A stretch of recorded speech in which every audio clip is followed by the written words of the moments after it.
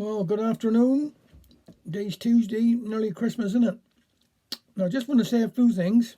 You always turn me off if you've had enough of me chatting away there, but I just want to say thank you to, I say, na Dialect Loan a Blethen Nawatha Dhuchweol, which is the Cornish for Merry Christmas and Happy New Year to you all. And I just want to thank everybody that listens to my stories and my poems, etc., etc. And if the Lord spare us, we'll be back about January the 4th, something like that, 2021. Seems like a long way away, but it isn't really. It's not far.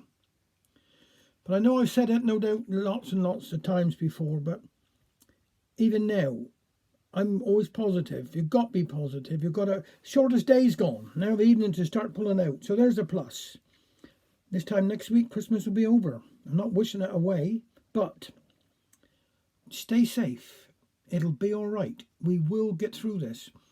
There's a lot of people have lost their lives, and my heart goes out to all their families and all their friends that, they won't see this Christmas. And just want everybody to stay safe. It will be all right. And once the injections are coming out, and let's just think of what is the future. Let's, no doubt at some time we'll be looking back and, gosh, I remember what it was like in 2020. It's getting better. It gets better every day. And I want to also think about all the nurses, the doctors, the porters, everybody in the hospitals that have done such a fantastic job in keeping us safe. And it'd be lovely, really, as far as I'm concerned, anyhow, that if all they had the injections first, because then they are able to look after us. But they're doing a cracking job. All the other services, the police, the fire, the RNLI, well, they can go on forever, can't you? But and all the volunteers, in Hale, where I live in Hale, all the volunteers that have done such a cracking job, supporting each other, supporting the communities. Everything's a plus. Let's not think back. I mean, it's all on the TV and all on the news and papers and everything, but just if we stay in, stay safe. We've got food. If we run out of anything, if we got to eat a tin of beans and a bit of toast for Christmas Day, what does it matter? As long as you're fairly safe. All right. Now, it's enough for me preaching on there. So I'm going to do a David Prowse here first. A couple of David Prowse things, but I want to wish everybody the best for the new year. And it'll be all right. Keep going forward. It'll be all right. Can't do much about the weather, but there we are. Fill up the bins for in the allotment anyhow. This one's called the Christmas Bonus. I was lodging in a hostel up on London's Harrow Road, where I'd found myself a job to pay the rent and achieved the independence that had driven me to Rome from the apron strings of motherly consent. When the carol sounds of Christmas stirred their memories of home, I told my heart it mattered not to me. I didn't have the train fare, and it wouldn't help to brood on the family and friends that I won't see.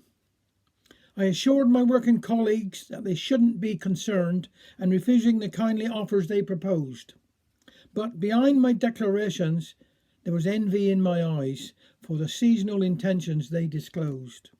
Then Christmas Eve was on me with its everyday routine of mopping floors and topping up the shelves, while the voices all around me were a teasing river stream of making plans amongst themselves. Then a tap upon the window from the office at the end, a beckoning finger summoned through the pane. Old Ted, my golden mentor, sitting godlike on his throne, was not a man to tolerate disdain. Beyond his heavy shoulders, mid the clutter on his desk, there was money loosely spread upon the side. His stubby fingers pointed as he puffed a craven A, with the air of one whose patience had been tried. Well, pick it up, it's yours, he said, enough to pay your fare. Hang up your overalls and get a tram. Then take the first tram out of Paddington, be back on Monday week. Now, take your Christmas bonus, boy, and scram. I could have kissed that wispy pate, but merely muttered thanks, before my feet took wings across the stone. The rest is but a blur of clacking train wheels heading west, and surrender to the loving arms of home.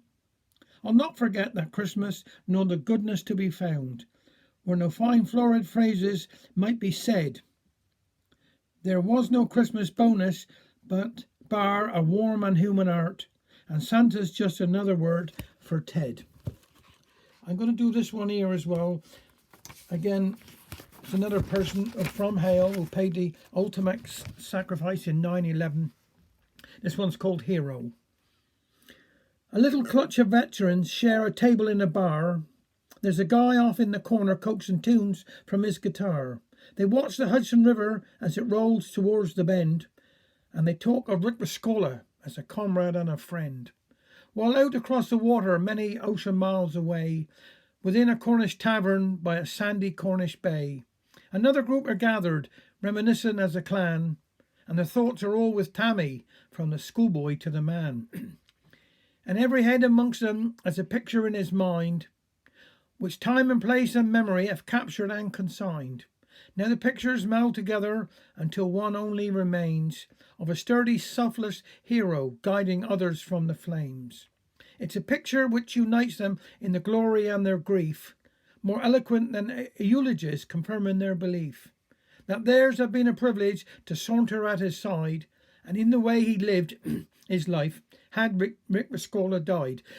Excuse me. The veterans recalled him in the killing fields of war as a man whose potent presence would inspire and reassure.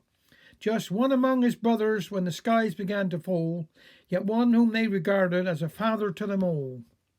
And now their eyes will moisten at the mention of his name, and the sources and the substance of the legend he became. When mayhem drove the best of men to crave their mother's love, he'd stand and croon an anthem to the glory gods above. And on that evil morning, so deceptively severe, amid another carnage just a callous and obscene, again he took the mantle of the sainted and the strong, to save the lives of others with a blessing and a song. Between the Hudson River and the sandy shores of Hale, through eyes and compass differences of latitude and scale, all hands are linked together in the testament they bear.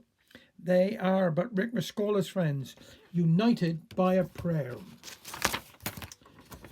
This is why we must think of all those that have, and all the sacrifices that are being made every day for us. And one more quick one. This one's called Philip in Hales. Welcome. What is it, lad? What can you hear? The sound of Philip's bells so clear. Time was, my father and his as well, heard and loved the Philip bell. They rang to tell of England's news. They called the faithful to their pews. Of wreck and rescue, peace and wars, they warned as danger neared our shores. The crowning of a king or queen, a greeting to each changing scene, pealed for a wedding, a marriage blessed, or told when a loved one is laid to rest. They told us that a war was won, our world was free, the peace begun. The chimes ring out for each new year.